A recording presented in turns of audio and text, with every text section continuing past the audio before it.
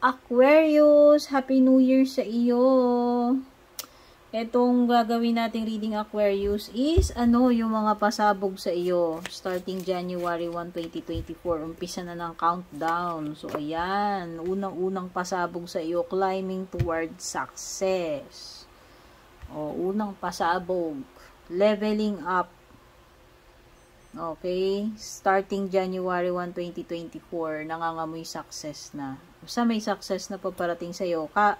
Aquarius nga pala, kung di ka pa nakaka-subscribe sa aking YouTube, don't forget to subscribe. Paki-like and follow na rin yung aking Facebook page. Mag-send ka lang doon ng private message kung magbubuka or mag-i-inquire ka about personal readings.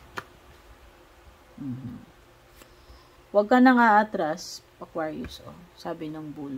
Kung ano man yung kaharapin mo, tao man yung sitwasyon, huwag kang maduwag or huwag kang mag-back out sa opposition. Kung meron mga kumukontra sa iyo dyan, mga nagpapahirap, huwag kang aatras. Kasi ayan na yung success mo Konting push na lang, konting kembot na lang, andun ka na.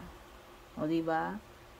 Ito pa ba yung time na aatras ka? Yung sinasabi ng bull, kaya wag, Yun nga lang, huwag ka masyadong masilaw.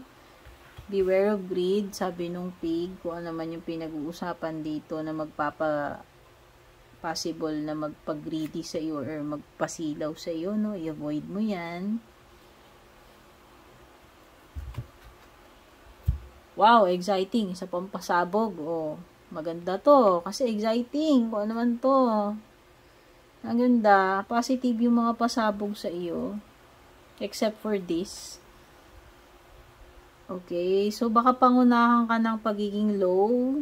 Depression, anxiety, worrying. Kinakain ka dito ng ng mga thoughts mo, ng emotions mo, yun. So, yan yung iiwasan mo. Para hindi ma-spoil itong magagandang pasabog na yan. Kasi, pag ang nasira sa'yo yung mood mo, nasira sa'yo yung mindset mo, yung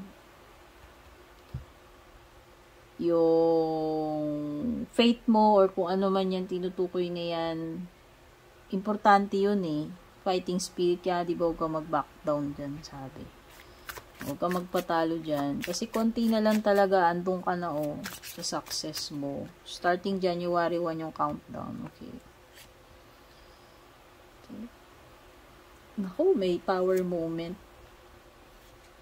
Okay lang yan. Alam mo, Aquarius, ginigising ka lang ni the Tower. Huwag ka sasamaan loob dyan. Kasi ang ibig sabihin lang ni Tower, pwede kasing kung mataas yung pride mo about something or meron kang maling paniniwala, yun yung winawasak ni Tower sa'yo to humble you. So, this is something unexpected paparating sa iyo. Takpan natin naka-bold. Baka maban tayo ni YouTube or ni FB. Ayan, Hindi mo na to mapipigilan. This is meant to happen to you, Aquarius. This is a life-changing moment. An eye-opener for you. I-hit niya ego mo, kung ano yung dapat niyang i-hit sa'yo para lang ma-realize mo tong bagay na to. Basta, may surprise. Literal, this is a literal na pasabog, Aquarius. Parang bomba yan si Tower. Kung yan, hindi mo talaga siya maa-avoid. Unexpected talaga yan. Kumbaga, bongga, surprise, ganun yung dating niya. Unannounced lagi. Diba? Pero ang importante kasi, ang mission ni the Tower is baguhin yung dapat baguhin sa iyo. Ngayong 2024 Aquarius. So, ayan, may idea ka na. You have the 9 of Pentacles. This is material success. And you also have the 10 of Pentacles. So, you are building an empire this 2024. Starting January 1 of 2024, nakikita ko na you are very focused sa iyong goals. Speaking, you have success with the ladder card. You are leveling up. Okay? Sa business man ito, sa career mo, or sa personal mo, ang nakikita ko dito, magmamaterialize lahat itong hard work mo, yung kasipagan mo, sacrifices mo, magbubunga ng maganda, which is success. Deserve mo yan. Itong 2024, sasabog yan, magagandang yan. Pwedeng iba sa inyo dito, pamana to. Baka may in-expect kayong pamana. Ayan. Or this is something like passing on to someone, kung ikaw yung nagpapamana. Hindi lang laging pamana lupa guys, or kayamanan ha. Pwedeng hindi ito material. Something na, kumbaga, simplihan natin. Halimbawa,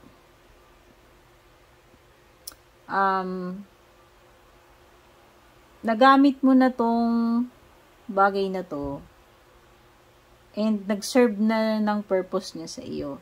Nagawa na niya yung mission niya sa iyo, and it's time na ipasa mo naman yan sa iba para naman, alam mo yon, matulungan din yung iba, or kagaya nung nangyari sa iyo, kumbaga na-accomplish na nitong bagay na ito yung dapat niyang ituro sa iyo or mission niya sa iyo, kaya it's time na sa iba naman. O di ba? Para yung iba din, time na nung iba, parang ganun. So yan. This is something na ipinapasa.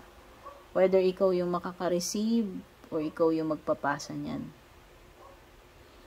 Okay, so nakikita ko dito pwedeng promotion ito, improvement pagdating sa career, sa negosyo, sa material, sa kabuhayan mo literally.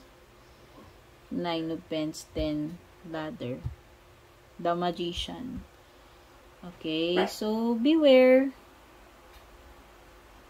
na of manipulative energy, sabihin na natin. Whether this is you or may makakadil ka na manipulative person. Pero ang nakikita ko dito, if ever na hindi ito taong manipulative, ang ibig sabihin lang ng magician, you have the power to create. You have the power to transform things. Wag mong kakalimutan yan sa Aquarius. Nasa iyo yung magic. Nasa kumpas mo. Pwede mong baguhin yan sa kung talagang gugustuhin mo. Nasa sayo yung pagbabago, nasa sayo yung magic, nasa sayo yung transformation. O diba? So ayan yung mga pasabog sayo ngayon, starting January 1, 2024. More blessings para sa Aquarius. Take care and God bless.